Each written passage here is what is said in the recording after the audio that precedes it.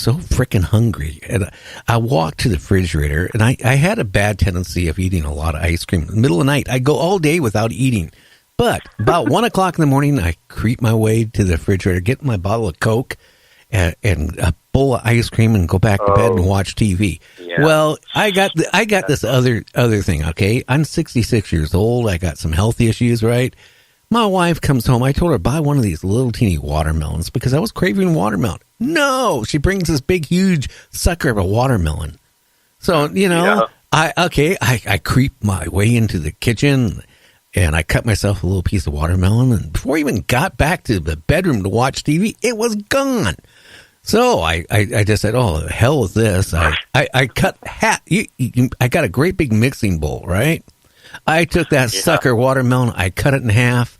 I ate probably 4 pounds of watermelon. Number one mistake. Don't do that when you're older and you have kidney problems where you have to go pee every hour.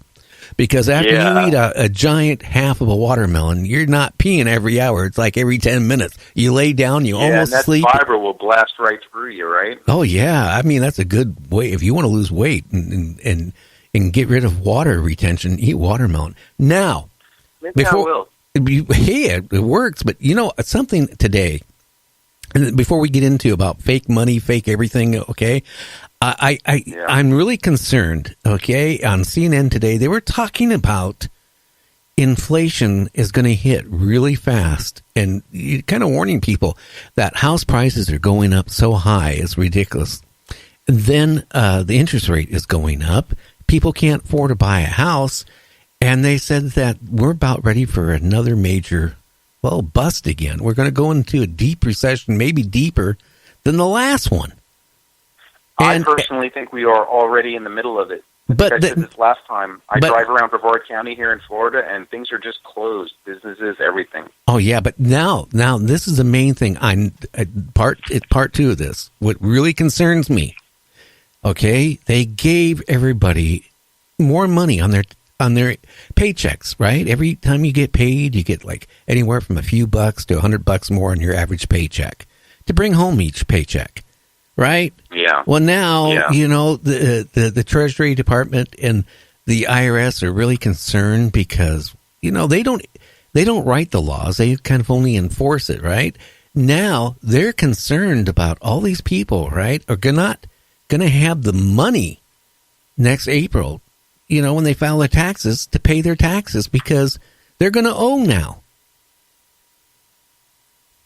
Well, I think that there's kind of a weird thing going on with that because I was watching Trump's speech yesterday because I kind of like to listen to it now just to hear what the rhetoric is. And he was saying how we're at the lowest unemployment rate for white people, black people, Asian people, Hispanic people, and women in the last 65 years. Yeah, if you want to work at McDonald's. History. Everybody's working, and he's saying that the country is doing good again. But what does he mean by country? He's talking about the United States of America Corporation, and all this jobs is really just turning into more tax revenue for the company. And gas prices, however, are continuing to go up. Cost of living is going up. Food prices, when oil prices go up, the cost of gas goes up. And when the cost of gas goes up, the cost of transporting goods increases. And so so the cost of everything goes up, not to mention that everybody has to have a cell phone, water, electric, insurance, car insurance, life insurance, mortgage or rent, utilities, car payment, education, just everything. I mean, and I'm probably internet. I'm probably forgetting things. Yeah, but you know what? People have expenses, and we're not making enough. It's crazy, okay? Because one of my sons recently, I have 8 kids, and one of them, he goes, "Well, hey, Dad, wow. I'm making this amount of money. I'm doing good, but then I can't afford to, really move out because I can't afford an apartment and buy food." And I go, "Yeah." And he goes, "Well, how did you guys do it when you first got married?" I said, "You have to understand something. When I was a kid, I could buy a candy bar for 3 cents. When I got my first job at the car wash, for $2.50 an hour, I could get gas for 16 to 18 cents a gallon. 16 to 8. You know what? I live more comfortably at $2.50 an hour than kids or adults living at $14 an hour, because you can't live on it. Because you know what? As they raise the price of, wages, right? Then everything else goes up. So what have you accomplished? And it actually goes up more than what you're making. So yeah, the food prices go up. And you know what really pisses me off more than anything when the food prices go up? Is the cost of toilet paper goes up right with it.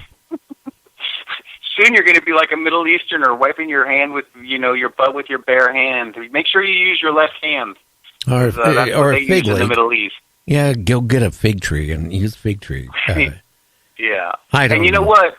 I am mad as hell, and I'm not going to take it anymore. And what you just brought up is the perfect segue into then what I need to discuss right now is the solution to this problem. What is it? What is the solution of the problem? Okay, perfect. I'm glad you asked, Gary. I'm glad you asked.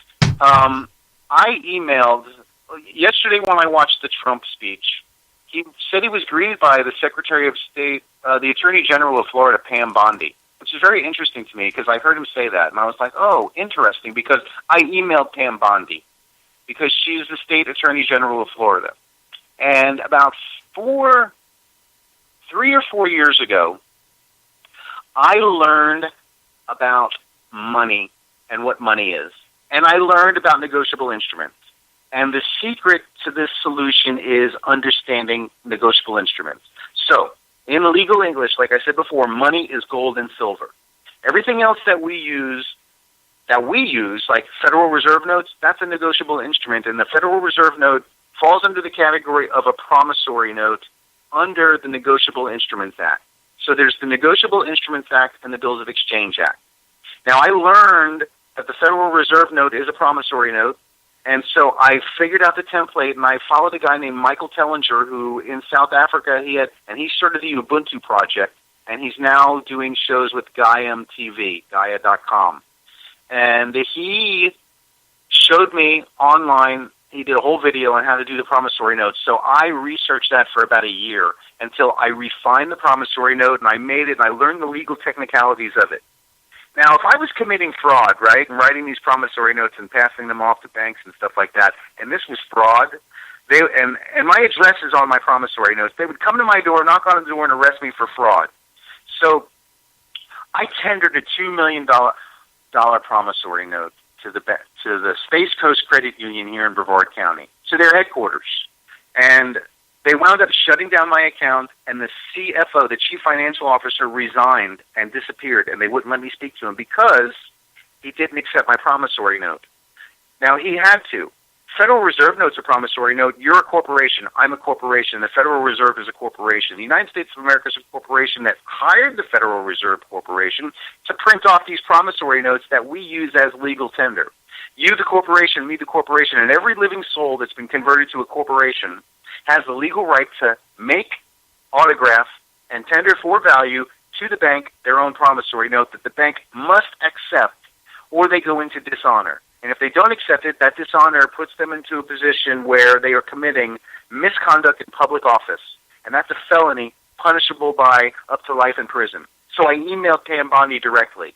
And I said, Pam, you're the State Attorney General. I've tendered my promissory note. Here's what happened. He resigned. They closed my account. This is legal tender. They have to accept it. I figured it out. We can all be free. And it's not like I'm going to shut down the Federal Reserve. In fact, this will make the Federal Reserve make even more money. Because if you can write a $1 million promissory note and tender it to your bank... Okay, hang on. I did you a little favor. Okay, I'm going to bring on... Let's see who we got here. Hey, this is Night Dreams Talk Radio. Who we have? Hello? Hello, so you're bringing on a caller. Caller, who do we have? You called me actually a moment ago. It's Ron Fitzgerald, Gary. Oh, that is right. That is really. I didn't even do anything. It just started calling. That is so freaking weird. Your phone lines are haunted. Okay, if it disconnects, call me right back, okay? Because I can't have you on. Actually, now 3 lines. Okay, you still there? I'm here. This is Ronald. Okay, Ronald. That is the weirdest thing I've ever seen. I mean, I'm sitting here, we've been talking for over a half an hour, and all of a sudden I get a call. And it's your phone number. And, oh, wait a minute. It's doing it again. Is something weird with your phone going on? Who, mine? Yeah, your phone number is calling me.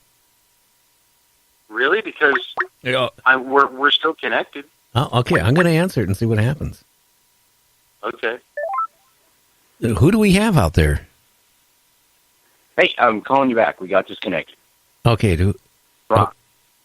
Okay. Well, hi, Ron. Hi, how are you? I'm doing. Did you want to call back in? You said the phone just kind of weirdly called on its own, huh? It's been calling on its own, yeah. This is the most... Okay, wait, well, I'm Ronald, and so what, you're talking to another Ron? Ron? Yes, Ron. Yeah, okay. Yeah.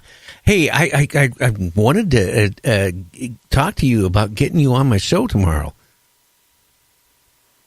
Absolutely. Well, yeah. Okay, if I send you email tomorrow morning, and we'll set up. I like to bring you on for an hour, because last time you were on, you had like 60-some thousand people listening to you. That's amazing. Yeah, thank you. And thank you for having me back on. I know you had me on even extra. I mean, we did like 2.5 hours last time, I think. Oh, yeah. People love you. That's good. Yeah. I'm glad they're having a good time with us on your show. Yeah. Because your show's awesome. And, we got to, I'll totally hang out anytime you want. Okay, great. I mean, tonight we're talking about how the government's basically screwing us over with their fake stuff. So... I know you're in that later hour. You were talking about conspiracy theory and everything like that tonight after the UFO segment and everything. So that sounds very interesting. Oh yeah. Okay. Well, hey, I'll get a hold of you tomorrow, and we'll get you on for about an hour tomorrow. That sounds great, Gary. Thanks so much. I didn't mean to interrupt the show. Oh, I that's did want fine. to call you just in case you had something to ask me or something. So I wanted to get back to you. Okay, great. Hey, thank you. Yes. So send me an email, and you guys have a great show. I'll talk to you later. Okay, Thanks. and I'm going to let you hang up because I'm scared now because I got 3 Rons on my phone, on my screen here. So anyway, everybody, that's Ron. Kind of creepy. Yeah, it is. And we'll talk to you tomorrow, friend. Yes, very. You got it. Thanks, Gary. Bye. All right. Hello. Oh yeah, he is a famous actor in horror movies. He's also a world famous magician. Awesome. And I'd like to network with him. Maybe I can get him into my next movie, because I'm right in the middle of. I just filmed another scene on Horoscope, and we are going to be wrapping probably in about 2 weeks, and then I'm going right into a baseball movie based on an Academy Award-winning screenplay. So I am really excited about that movie. Oh yeah, I'm excited about Horoscope too. It's been going well. Oh yeah, but getting back to what we were talking about here, I really think that I really am really worried about our financial condition in this country. I think they got everybody brainwashed that we're doing well, and we're not. And now let's get back. No, we're not. Let's get back to what you're talking about, where you can just basically write a IOU promissory note, and it should be accepted. Well, it's not even an IOU. And here's how the promissory note works. And I tendered it to.